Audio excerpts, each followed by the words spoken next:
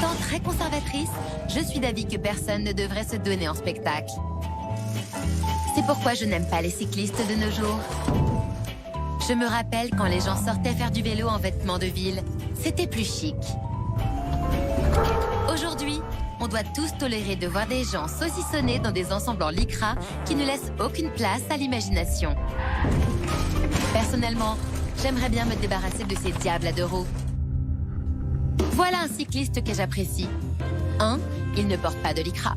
Et 2. Il applique le code de la route en descendant de vélo avant d'utiliser un passage piéton.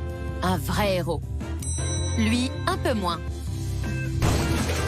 J'aimerais compatir, mais c'est un passage piéton, pas un passage cyclable. Désolée. Et puis certains automobilistes sont perdus. Même si le cycliste est descendu de son vélo, le fait de voir un vélo sur un passage piéton les rend furieux. Mais peut-être qu'une petite tape sur les doigts aurait suffi. Là, c'est brutal quand même. En tant qu'automobiliste, il est important de vous faire voir des cyclistes pour qu'ils puissent vous éviter. Faites un effort, monsieur. Cet homme, lui, a tout compris. Il voit la voiture et l'évite avec adresse. Bien joué. Enfant, n'adoriez-vous pas faire des dérapages à vélo? Mais n'essayez pas de revivre votre jeunesse.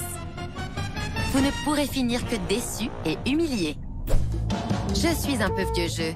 Mais même moi, je sais qu'il est important de suivre ce qui se passe sur les réseaux sociaux. Mais je pense quand même que ce jeune homme aurait pu trouver un autre moment pour rédiger son dernier post. Quel idiot! Je suis une grande fan des pistes cyclables. Chacun chez soi et les vaches seront bien gardées. Mais ce conducteur, lui, est un anarchiste. Oui, même les anarchistes conduisent des breaks. En parlant d'anarchiste, regardez cet homme qui double une voiture qui a clairement indiqué qu'elle voulait tourner. Et en plus, il porte du lycra. Je me battrai jusqu'à la fin de mes jours contre le polyuréthane.